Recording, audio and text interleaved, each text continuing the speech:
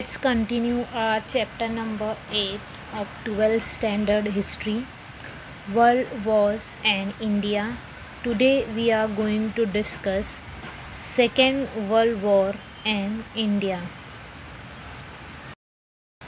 The Second World War was fought during 1939 to 1945 Common Era.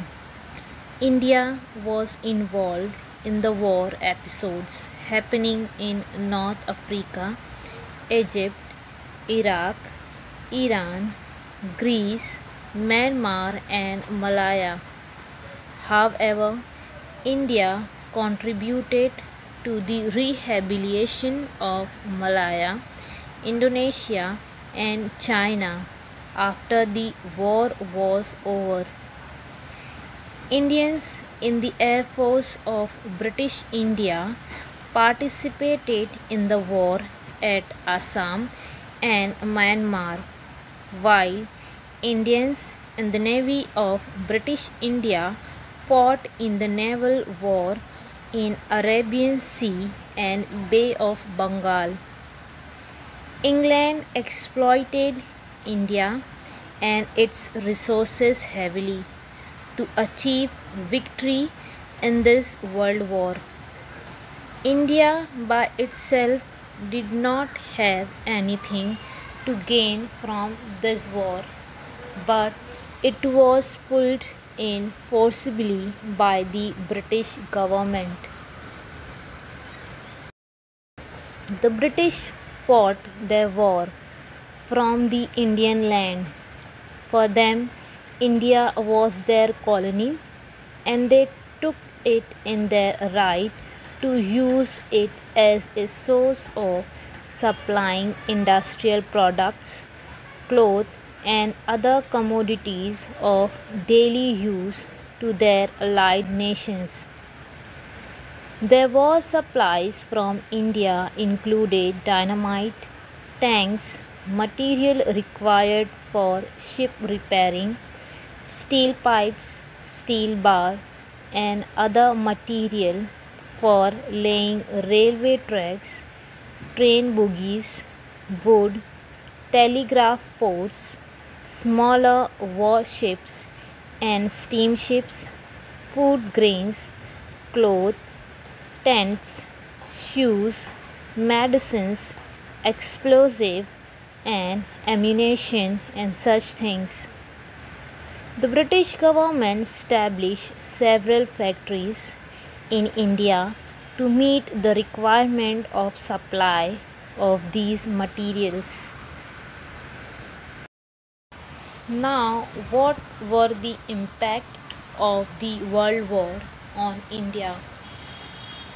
During wartime, England felt an increasing need for manpower and money. Therefore, the British government began recruiting army personnel from India. At times, the recruitment was enforced on Indians. Extra taxes were levied on Indians for raising funds. Taxes on trade and industries were raised. During the war period, prices of essential commodities went up. Along with the inflation and hike in prices, India also suffered because of increasing unemployment caused by industrial recession.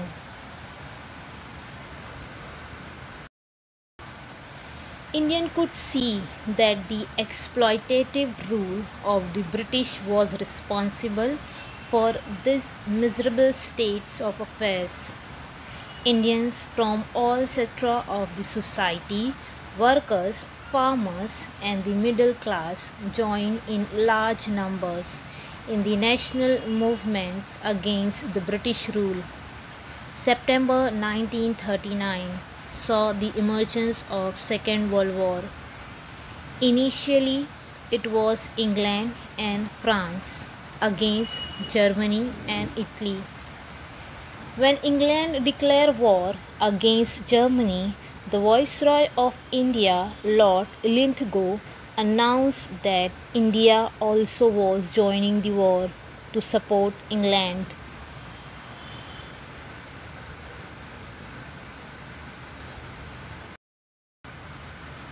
The Indian National Congress protested against the Viceroy announcement. The Congress was against the German and Italian ideologies, which were inclined toward aggressive dictatorship, and also against England colonialism inclined toward imperialism. England claimed that it was fighting for protecting democracy in Europe. The Indian National Congress demanded that if England was true to its word, then it should immediately grant India's freedom. The Congress also made a commitment that India, as an independent nation, would help England in the war against Germany. It was also announced that if the imperialistic administration of the British government in India was to prevail, then India will not help the British.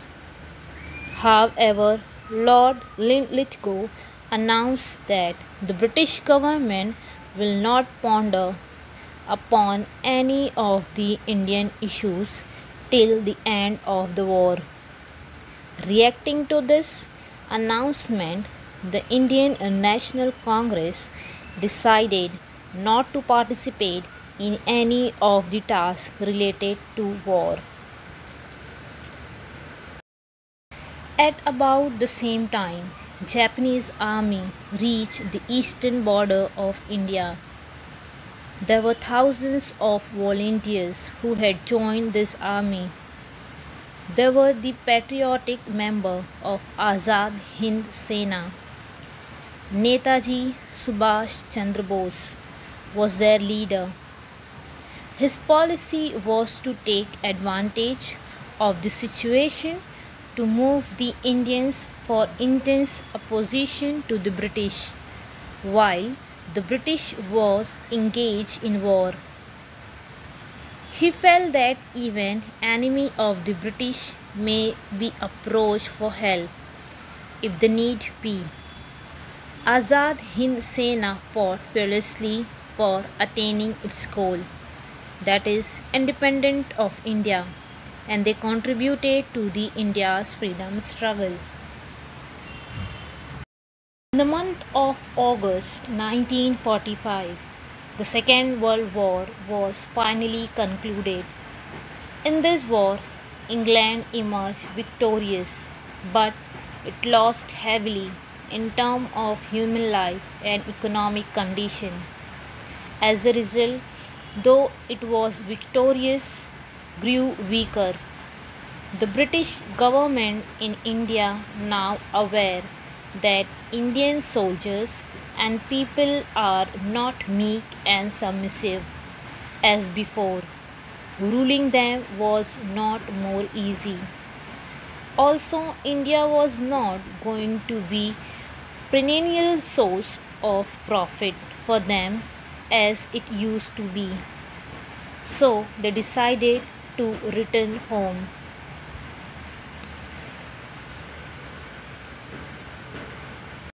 The World War caused loss of life and wealth to a great extent.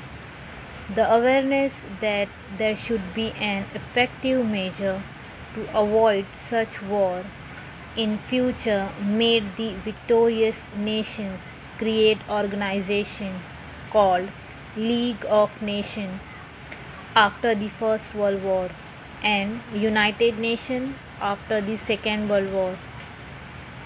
India has contributed significantly in the work of these organizations.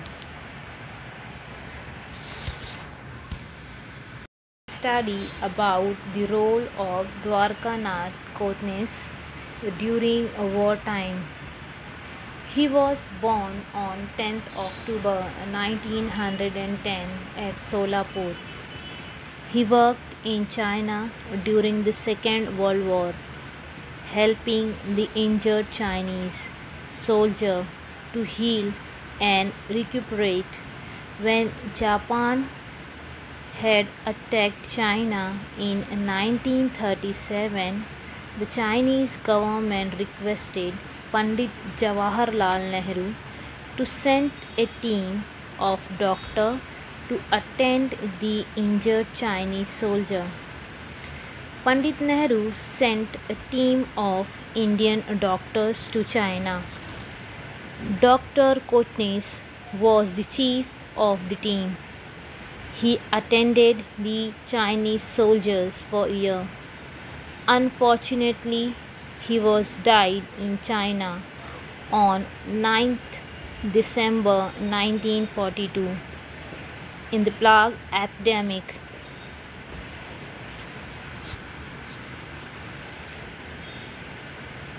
Dr. Kotnis, by the virtues of his selfless work, formed the bridge of friendship between India and China. The eminent Indian filmmaker V. Sitaram made a film on his life entitled Dr. Kotnis Ki Amar Kahani. This film has immortalized Dr. Kotnis' memory. The residence of Dr. Kotnis in Solapur has been converted in his memorial and a museum.